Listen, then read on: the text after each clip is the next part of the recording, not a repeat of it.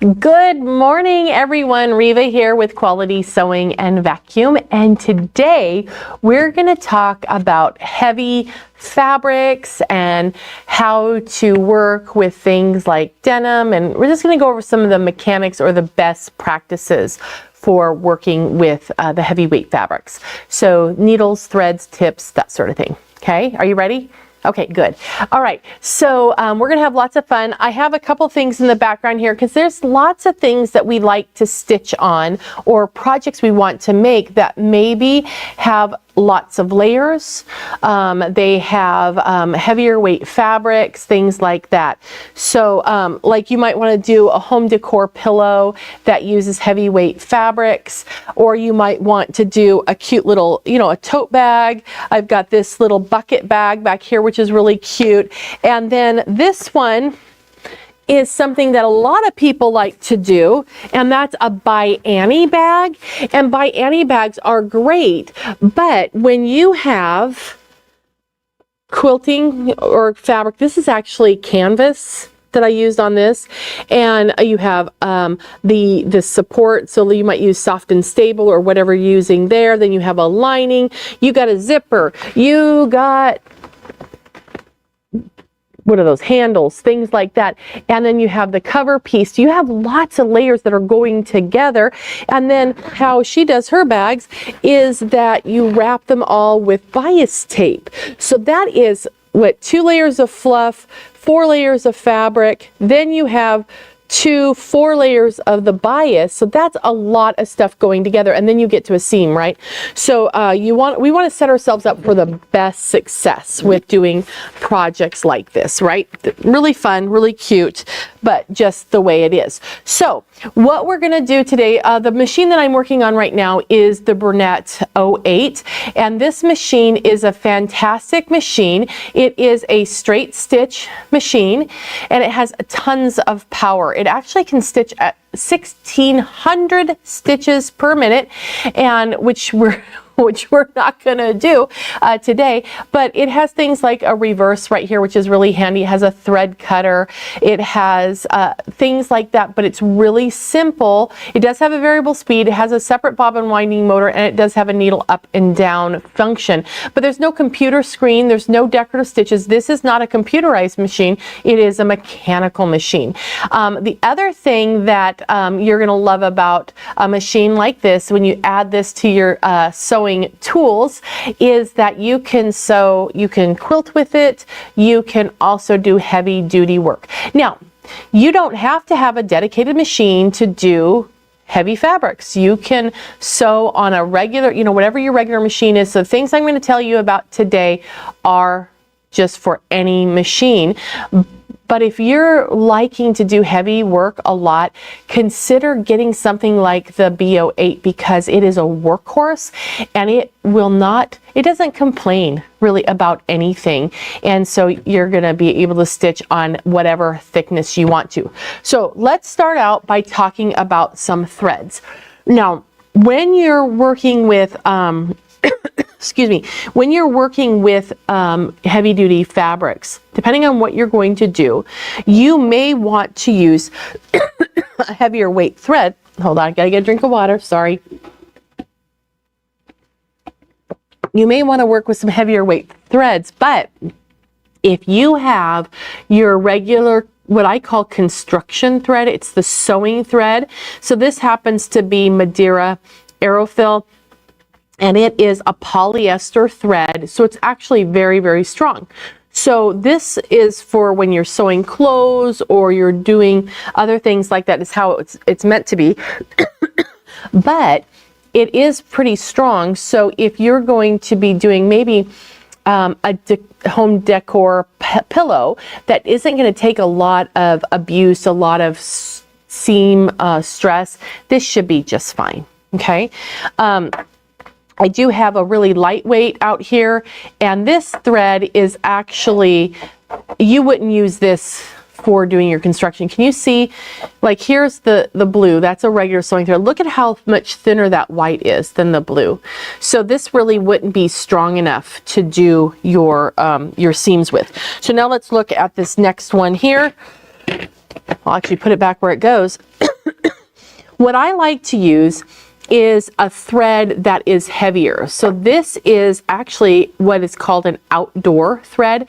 Can you see how nice and thick that is? Let me bring the blue one back so you can get a comparison. Oh, that's not a good comparison. Let me get over to the white. There we go. So the turquoise one is a heavier weight thread, but since it's lighter in color, I think that's why it's looking about the same, but it is a heavier weight thread, but it's really strong. I can't break that for anything. And this is a polyester thread. A lot of our stores have this outdoor thread, and it's really nice and strong, and that's what I have the machine threaded with right now. The other thing that you might find is when you go to a like a upholstery shop, you might be able to find the bonded nylon thread. And this is really, really strong. And so you can be, you know, confident that it's not going to give you any issues. It's going to last, and it's really super strong. Now, I am so sorry. I know Carrie went to get me a Tic Tac. She's awesome that way. Anyhow, so what you're going to do, if you have a buttonhole twist thread at home, that's a buttonhole twist sewing thread, that is really strong as well. And let's take a close-up look at this thread right here. This is called a button or carpet thread. This is not what you would be using. Look at how thick that is in comparison to the green. This is a hand sewing thread, and look at how old that is. This was actually my dad's. He used this to repair his flight briefcase. So, and he would do that by hand with a hand tool. Anyhow, this is not the stuff you would use. So that's not what I'm talking about when I say buttonhole twist. It's going to be about this weight, really super strong, and you can get it in a fair amount of colors. Upholstery thread, of course, will come in more colors than that. Okay, so. Oh, here she comes. I already told him you were coming. Oh, look, she got me a mitt. Ah, thank you. And then let's talk about needles. When you're using a heavier weight thread, you want to have a needle that is going to be both good for the thread and for the job you're doing. So it's kind of twofold. So let's see. Lena says, do you use the same thread and bobbin? Oh, yeah. Lena, yes, I would use the same thread in the bobbin as the needle if I'm doing construction, if I'm sewing it together. If you're simply top stitching for the effect of, you know, appearance, then you can pick and choose what you want to do there. Okay, and we'll talk a little bit about some options with that as well. Okay, all right. What is the name of the outdoor thread? I think it's just called outdoor thread. It says it's outdoor thread. So that kind of is what it's called. But if you come into one of our stores and you say, hey, where's the outdoor thread? They should say, over here. Okay, so let's talk about what makes the needles different for what we're working on. So the size of the needle, when you look at a needle, and like this one is a 100, this one is a 90, that's the size of the needle itself. So the thickness of how chubby the needle is, how much girth it has. So 100 is bigger than a 90, so it is a heavier duty needle. Okay, does that make sense? I know our threads, when the number gets higher, it gets thinner, but with needles it's the opposite. The higher the number, the larger the needle, and so it's going to make a larger hole. But along with that, when you have a larger size needle, typically you're going to get a larger size hole. So if you're using a thicker weight thread, it's good to have a hole that's larger, that is going to allow the thread to pass easily through the hole. Because look at that. On the camera right now, you can see where that hole is, right? If this was a size 12 needle, you wouldn't be able to see the hole, right? Because there's so much difference. Okay, so let's talk about something else. jeans and denim, this is a really sharp needle, and so it's going to go through the fabric really easily. But the difference between a jeans and a top stitch is that the top stitch needle has more of a groove down the front of the needle shaft that gives a pathway for the thread to go into, and it kind of, which way? That way. Kind of protects the thread from being abraded by the fabric by going in and out of the needle. The thread actually goes in and out of the needle, I think it's like 30 times before that portion of thread actually gets used. So it's going in and out of the eye of the needle so many times and going through the fabric. So as the thread is moving through there, it can get abraded, and that's where you get shredding and you can get breakage. So if you have a top stitch needle that has a deeper groove down the front of it that will protect the thread, you're going to be happier. Okay, and it also is nice and sharp, and it is a strong needle. Leather needles. Leather needles are designed for doing leather. I know that sounds kind of silly, but what makes them different is that the point of the needle isn't just a point. It actually is can't even say it. It's a triangular. Boy, that was hard for me today. Triangular in shape, so it will cut, or it's a wedge, so it cuts through the leather as it stitches, as opposed to poking a hole. So it keeps the leather from splitting. So if you're doing anything with leather, this is a good needle to have, especially if you don't want the seam to rip out with use. Okay, so now that we've talked about that a little bit, let's look at some things on the machine. I want to go over some best practices for your stitch length. So if we take a look at the machine here, it's really tiny. Can you see it? I can see it. We have this set at a stitch length of 2.5, and that is just a typical stitch length that when you turn on your sewing machine, it normally defaults to this stitch length. And it's a fine stitch length, but the challenge when you're working with a heavyweight thread like this, and you're doing your seams and you're working with heavyweight fabrics, you might not be able to see, but you see how nice and small that is? Okay. The challenge when you're working with fabrics that are heavyweight, or maybe they're leather or vinyl or whatever they may be, the shorter the stitch length, one, the more invisible it becomes, and you're poking so many holes in it, you may perforate and it may not be strong. So let's do a comparison. A lot of people like to have their stitch length at a 3. So we'll do this one as a 3. And this one has you can see, look at how much different that is, right? So you're going to really get to see your top stitch is going to be really, really pretty. And then I'm going to take this one to a 3.5. And then I was doing a little bit of repair, a little mending job, and I'm going to take this up to a 4. And I want you to see the difference if we can.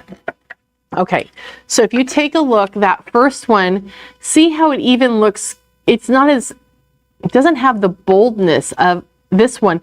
The one that's at a 4, a stitch length of 4, look at how much brighter even on the screen it looks, because the thread is floating over the top of the fibers and it's not sinking down into it. Also, depending on what you're going to work with, where's my little guy here he is. Depending on what you're working with, I started out here, I forgot I had it on a 2.5 and it struggled, it wouldn't even advance. Those are way smaller than 2.5, but then when I put it on the longer stitch length, look how pretty that is. Okay, so look at your stitch length. You want to use a longer stitch length. So if you're going to be doing tote bags or whatever bag, you want to have a little bit longer stitch length. Now let me show you this one, and we'll talk about that for a second. I hate to mend. I hate to mend, but I love my daughter more than I hate to mend. She had this backpack and the zipper blew out of it. it was one of the nylon coil zippers, so it just got a tooth came out of it, and so it stopped working. So she wanted me to fix this for her, so unfortunately I had to unstitch. Ugh. Anyway, I unstitched it and I put it back together, and even on the inside with the lining, they use, this bag is put together with a stitch length of 4 to 4.5 for the stitch length. So it's really strong, really stable, and if you're using a strong thread, it's okay. And Carolyn, you might be thinking about if you use a long stitch length, it might get a little bit gappy, right? But when you have resilient or stiff fabrics and you have a strong thread, you can have that longer stitch length. And if I was doing clothing, I'm going to do a 2.5. If I'm doing clothing with regular thread, I'm going to probably do a 2.5 to 3 stitch length. And that's more standard. Okay, so but when you're using the heavyweight threads, you can do some heavyweight stuff, right? So let's take a look at some things. You can do denim, you can do things like that, but I want to show you how to work with webbing. Now this is a really fancy sample. I want to show you. No, it's not. I don't even know what this is. My husband says, can you do this? I said, sure. I don't know what it is. I don't know why I did it, but I made him dig it out yesterday so I could bring it here to show you. I've got 2 layers of webbing through here. This is some sort of strapping for, I don't know what. Anyway, and then on the inside right here, this piece, can you see how, oh, let me go this way. There we go. This piece is turned under, so there's actually 3 layers of webbing right here. So this is a very strong strap for whatever purpose, and it's not going anywhere. So let's talk about working with strapping for just a couple of minutes, because if you're going to do bags or things like that, you're going to want to be able to do your strap. Okay, so let me find, where did I put it? I thought it was right there. There it is. Okay. So first thing that we're going to do is when you cut your webbing, look, can you see that? It wants to fray.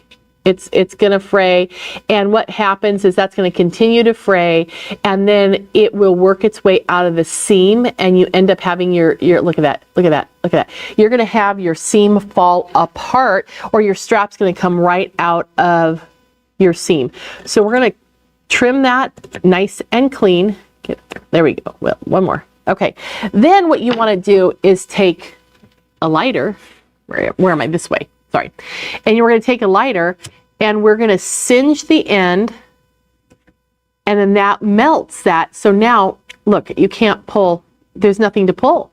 So it's like it's locked into place. So when you cut your webbing, before you actually sew it into your project, make sure you treat the ends so that they're nice and clean. Okay, so now, if you're going to be doing a webbing like I did on that one, I have my 3 layers here.